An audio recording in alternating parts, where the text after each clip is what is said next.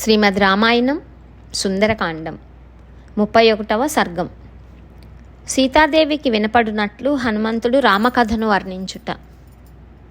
ప్రతిభాశాలి అయిన హనుమంతుడు ఇట్లు పలు విధములుగా ఆలోచించి కర్తవ్యమును నిర్ణయించుకొని సీతాదేవి మాత్రమే శ్రద్ధగా ఆలకించున్నట్లుగా మధుర వచనములను పలికెను. ఇక్ష్వాకు వంశజులలో దశరథుడు అను పేరు గల ఒక మహారాజు కలడు. అతడు పవిత్ర స్వభావము కలవాడు, గొప్ప కీర్తిశాలి. దివ్యములైన రథములు, ఏనుగులు, శ్యామకర్ణాస్వములు మొదలగు బలములు కలవాడు. అతడు దాన ధర్మాదులచే వాసికెక్కినవాడు, సరళ స్వభావుడు, శౌర్య పరాక్రమములయందు ప్రసిద్ధిగన్నవాడు.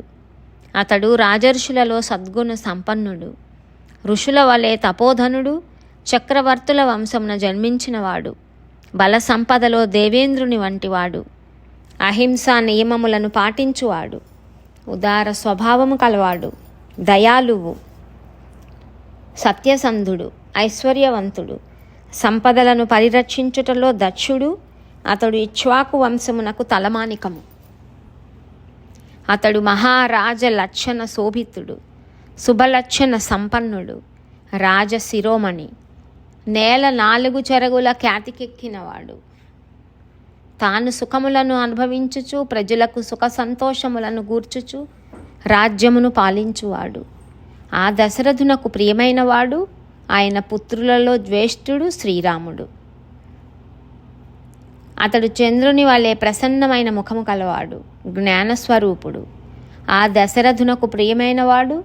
ఆయన పుత్రులలో జ్యేష్ఠుడు శ్రీరాముడు. అతడు చంద్రుని వలె ప్రసన్నమైన ముఖము కలవాడు, జ్ఞానస్వరూపుడు, ధనుర్ధారులలో అగ్రేశ్వరుడు. అతడు స్వధర్మమును పాటించువాడు, ఆశ్రితులకు కల్పవృక్షము, సకల ప్రాణులకును సమస్త ధర్మములకును సంరక్షకుడు. అంతేకాదు అరివీర భయంకరుడు, సత్యసంధుడు. దశరథుని ఆజ్ఞను అనుసరించి వీరుడైన శ్రీరాముడు తన భార్య అయిన సీతాదేవితో సోదరుడైన లక్ష్మణునితో వనవాసమునకు వెళ్ళెను. ఆ మహారణ్యమునందు దుష్ట శిక్షణకై వెళ్ళినప్పుడు శ్రీరాముడు కామరూపులైన పెక్కుమంది రాక్షస యోధులను అవలీలగా హతమార్చెను. శ్రీరాముని చేతిలో దండకారణ్యమున ఖరదూషణులను ఇతర రాక్షస యోధులను హతులైరి. ఆ వార్తలను వినిన రావణుడు క్రుద్ధుడై మాయలేడి రూపమును ధరించిన మారీచుని సహాయంతో వనమున శ్రీరాముని మోసగించి జానకీదేవిని అపహరించెను.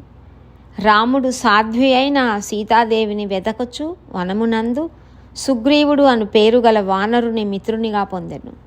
అనంతరము శత్రు విజేతయు మహాబలశాలియు అయిన శ్రీరాముడు వాలిని చంపి ఆ వానర రాజ్యమునకు సుగ్రీవుని రాజుగా చేసెను. సుగ్రీవుని ఆదేశానుసారం కామరూపులైన వేల కొలది వానరులు అన్ని దిక్కులయందు ఆ దేవిని వెతకుచున్నారు. సంపాతియను గృధ్రరాజు సూచన మేరకు నేను విశాలాక్షియగు ఆ సీతాదేవి నిమిత్తమై 100 యోజనముల పొడవు గల మహాసముద్రమును వేగముగా లంఘించి తిని సీతాదేవి యొక్క ఆకారమును, రూప సౌభాగ్యమును, తేజో విశేషములను, చిహ్నములను నేను రాముని వలన విని ఆ రూపమును నా మనస్సులో ముద్రించుకొంటిని. నేను విన్న రీతిగా అట్టి శుభలక్షణములతో ఉన్న సీతాదేవినే ఇచ్చట నేను చూచితిని. కపివరుడైన హనుమంతుడు ఇట్లు పలికి తన మాటలను చాలించెను. జానకీదేవియు ఆ కపివరుని వచనములను విని ఆశ్చర్యపడెను. ఆమె నొక్కులు దీరి ఉన్న చక్కని కేశ సంపద కలిగి ఉండెను.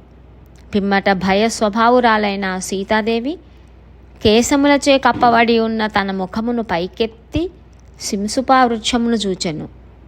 సీతాదేవి కపీశ్వరుని పలుకులను విని అన్ని దిక్కులను పరికించి చూచెను. త్రికరణ శుద్ధిగా శ్రీరాముని స్మరించుచు ఆమె పరమానంద భరితురాలయ్యను. ఆమె నలుప్రక్కలను, పైభాగములను, అట్లే క్రిందను పరిశీలించి చూచెను. అప్పుడు ఆమె మహాబుద్ధిశాలియు సుగ్రీవుని సచివుడును, ఉదయాద్రిపై బాలభానుని వలె శోభిల్లుచున్నవాడును అగు మారుతిని గాంచెను. ఇత్యార్షే శ్రీమద్ రామాయణే వాల్మీకియే ఆదికావ్యే సుందరకాండే 31 సర్గః. వాల్మీకి మహర్షి విరచితమై ఆదికావ్యమైన శ్రీమద్ రామాయణమునందలి సుందరకాండమునందు 31వ సర్గము సమాప్తం.